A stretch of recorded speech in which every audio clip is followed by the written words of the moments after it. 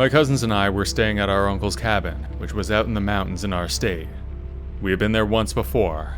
He bought the place only a few years prior to this incident. It was in rough shape when he got it, so it took a while for him to fix it up. My parents were always happy to send me there, because I would play too many video games in the summer when I was home. I got along well with my cousins. One of them, Paul, was my age, and we were like best friends whenever we were together. We didn't live in the same city though, so we only saw each other occasionally. There was also Sarah and Jen, and they were sisters. Our uncle picked us up in the morning. He was a rugged outdoorsman with a salt and pepper beard, and he loved spending time with us in the wilderness. He was an avid hunter, but he hadn't taken us out yet. Jen was a vegetarian at the time anyway, so I'm not sure how that would go. We learned a lot from my uncle, and we all respected him very much. He greeted us with a smile as we piled into his truck. We were all looking forward to spending some time at the cabin. The drive was long, but eventually the road turned to gravel, and the bush became thick. Evergreen trees stretched as far as the eye could see. We were climbing higher and higher into the mountains, and the view was pretty fantastic. I knew what I was getting into, though, and I was really happy to be out there. After we got to the cabin, the first day passed without any incident. The place was small. There was a single bedroom that my uncle used. My cousins and I were set up in the loft above the cabin. We all had our sleeping bags and some camping pads to sleep on. There was a kitchen area with a gas stove and a sink that used a water tank. We had to be careful not to use too much water, because it was a real hassle to refill it. There was no washroom or shower in the cabin. We had to use an outhouse for a bathroom and bathe in the creek. The next day, we walked through the forest, went swimming in the creek, and roasted marshmallows over a campfire. Nothing else happened that was relevant to the story, so we can skip ahead. We had just gone to bed that night. My cousins were up late, whispering scary stories to each other, and just talking about whatever came to mind. Eventually, they fell asleep and I was laying awake. A sudden urge to use the bathroom hit me. I didn't want to get up, but I knew I wouldn't be able to fall asleep if I didn't. I crawled out of the loft and down the creaky ladder. When I got down, the floorboards creaked beneath my feet. I didn't turn on the light because I didn't want to wake anybody up. There was a faint glow coming from the windows, and it was enough for me to see. As I approached the window that overlooked the front porch, I thought I saw a shadowy figure move past quickly. The hairs on my arms stood on end as I peered out into the darkness, searching for any sign of what I might have seen. I opened the front door and poked my head out. I looked both ways, and that's when I saw him. A tall figure stood just to the right on the porch in front of the window.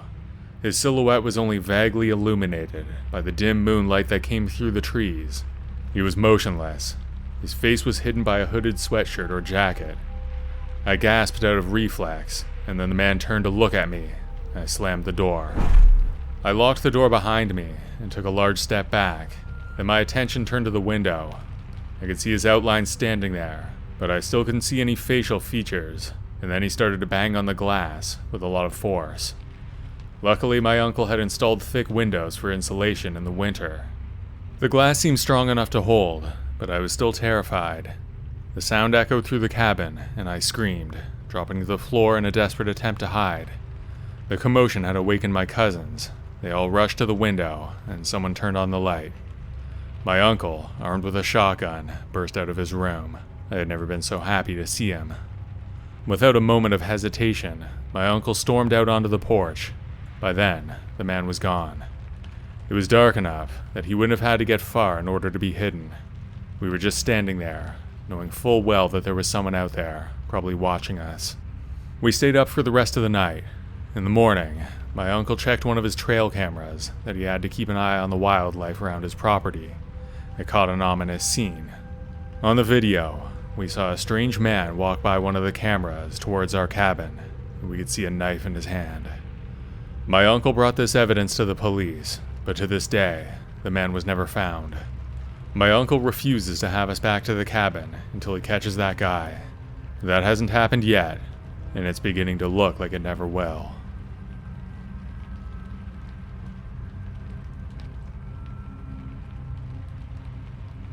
I'm a 22-year-old dude with loads of energy. This will be relevant later. So much that I usually take midnight walks around my house to get ready for bed. I can't sleep before 2 a.m. My parents recently told me that they were going on vacation and needed a house sitter. Being the cheap parents that they were, they asked me to watch their cabin. It was in some random forest, 30 miles to the nearest town and 3 miles to the nearest neighbor. A cabin in the middle of nowhere, all alone, with a lakefront view. Who would say no? I told them goodbye and wished them luck on their trip. I arrived at the cabin the next day. The first day went well, because I thought they didn't have cable or service. I was wrong. They did. I fished, swam, and ate good food. But the second day was when the nightmare started. The time was 1 in the morning, and I couldn't sleep at all. I put my boots on and headed out to the cool night air for a little walk. I walked around the house a couple of times and stood by the edge of the thick forest. Just when I was about to head back to bed, I heard footsteps from the trees. I'm used to deer being everywhere around my house, but these footsteps sounded heavier than a normal deer. Being the curious chap that I was, I threw a rock into the thick bush to see if it would run off. Silence at first, and then I heard something that I wish I didn't, laughing. Not from a normal person, though. This laughter came from someone who was insane. Then, the same rock that I threw was thrown right back at me. I never ran so fast to my truck in all my life. When I turned on my truck and the headlights came on, I could see a bald man. He was still laughing where I was a second ago. I sped up until I reached the end of our long driveway. I then called the sheriff and had to wait about an hour.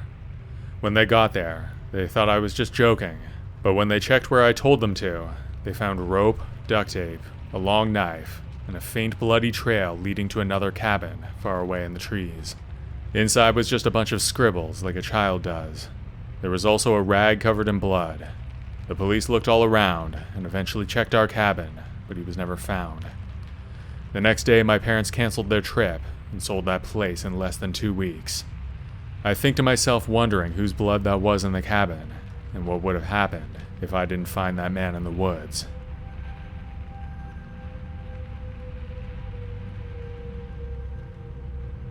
This is a creepy thing that happened to me and my brother a few years ago. I was 16 at the time, and my brother Devin is 10 years older than me, so I guess he was around 26. Devin's a big-time outdoors guy. He was a camp counselor when he was younger, and then a wildfire fighter in his early 20s. Now he owns his own business, doing wilderness adventure tours. I was kind of the opposite at the time. I liked to stay home during the summer and hang out with my friends around our town. My parents wanted me to do something though, so Devin decided to take me out on a canoe trip. He and I were pretty close. He was almost like a second father to me because he was so much older. Of course, he moved out of the house when I was still pretty young, so I was always excited to spend time with him, even though it meant sleeping on the ground. Our trip would be a 2-day loop through a provincial park near where we lived, and it would be just the two of us. Since our trip would include some portages, where you have to carry all of your gear including the canoe, I had to pack light. On the night before our trip, Devin came to the house for dinner, then he spent the night so we could leave early in the morning. I was a bit rebellious at the time, and I was arguing with my parents a lot, so they were probably glad to take a break from my crap. At the crack of dawn, we took off in Devin's truck. It had been a long time since we had spent any serious time together, so we were both really excited. It was about a 3-hour drive, and when we got there, we unloaded the truck, put the canoe in the water, and set off.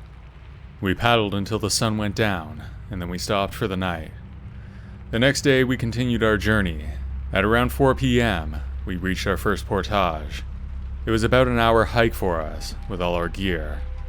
Devin took the canoe, and I took the comically large pack that included our tent and all our food. On the way, I noticed a fork in the trail. I asked Devin where it led.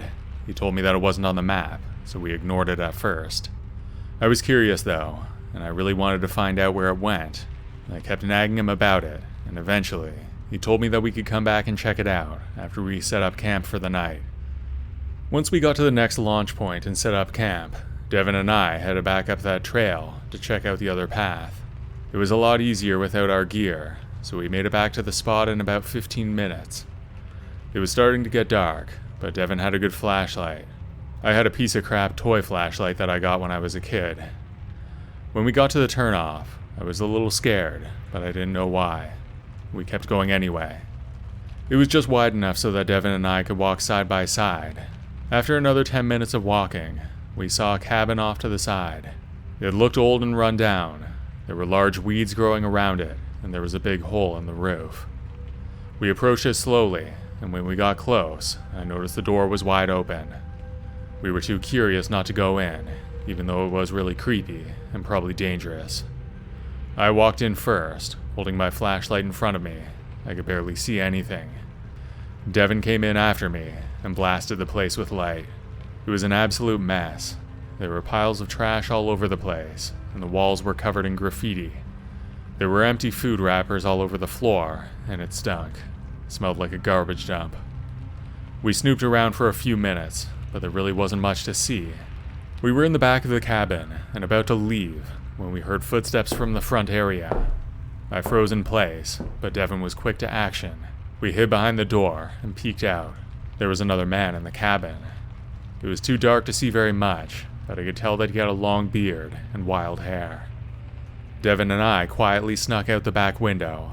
Luckily, the glass was missing. We were creeped out but relieved as we walked back to our campsite. When we got there, we saw a terrifying scene. Our site was completely ransacked. All our food was gone, and the tent was sliced to shreds, seemingly by a knife. My mind instantly went to that man that we saw in the cabin. Devin agreed. We both knew that we couldn't stay there that night, so we packed what was left of our gear into the canoe, and we hopped in and started paddling. It was way too dark to be out on the water, but what choice did we have? Luckily, we found another place to camp soon. We still had our sleeping bags, so we did our best to get some rest. When we woke up the next morning, I looked at the canoe. There was something carved into the side with a knife. It was one word: die. That morning, we paddled all day until we finally made it back to civilization. Devin called the park ranger to report the incident. The cabin was found, but the man was never caught. He's probably still out there, doing the same thing to others.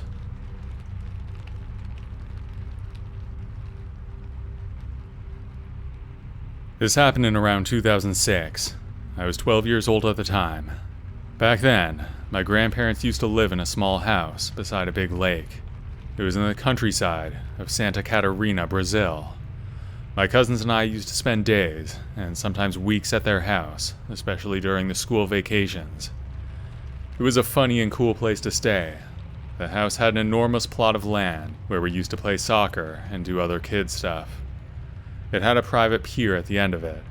We would jump into the lake during the hot Brazilian summer days. One property next to my grandfather's land was occupied by my grandma's sister's house. The other side was unoccupied, just woods, with a public pier, probably double the size of my grandpa's pier. The public pier was way wider, probably about 1.5 meters, and it was around 50 meters from end to end. It was perfect for us kids to run together and jump into the lake. Also, we felt we had more privacy there, far away from our grandparents' view. One night at around midnight, my 3 cousins and I decided to go to the end of the public pier to relax and just kid around. We silently left my grandpa's house, jumped the fence to the next land plot, and then went straight to the end of the public pier. We stood there for about 35 minutes, messing around and talking to each other. That's when my cousin first saw him. A man with a yellow dirty raincoat that was almost brown. He was at the beginning of the pier. We just stood there silently, staring at him and each other. That's when he started slowly walking towards us at the end of the pier. At the time, there was no light pole at the beginning of the pier, just at the end of it. That's because that's where the fishermen would stand to do their business. Because of that, we were not able to recognize him or see if he was carrying something. The man continued his walking, and when he reached the first light pole, we began to recognize his features. He stopped, then we could finally see him. He was an old man, probably around 55 or 60 years old. He was missing teeth with a big gray beard and a strange smile on his face, like he really wanted to laugh, but couldn't. At that moment, everyone was kind of freaking out, because we had no escape route from that spot at the end of the pier. It was just a lake, and nobody wanted to show up at Grandpa's house all wet in regular clothes after midnight, especially since we left the house secretly. We could see that the man had no fishing rod with him, but he started to pretend like he was fishing in a really exaggerated way. It was like he was a cartoon character. He was really creeping us out, and that's when things got scarier. The man suddenly turned to us with a sad face, like he was sad that he didn't catch his imaginary fish. Then, he mimicked casting the fishing line to us. He waited 2 seconds, and then started winding his imaginary fishing pole. However, instead of making the pulling line movement like he did before, he started to jump closer to us with every turn of his reel, like he was being pulled by us. That's when we decided we had enough, and being grounded was probably better than being killed by some maniac. All 4 of us jumped into the lake and started swimming to my grandpa's pier. When we got there, probably around 15 seconds later, the man was nowhere to be found. To this day, I don't know what he was planning to do to us, but there's something about that mimicking fisherman that I can't forget, even to this day, 16 years later.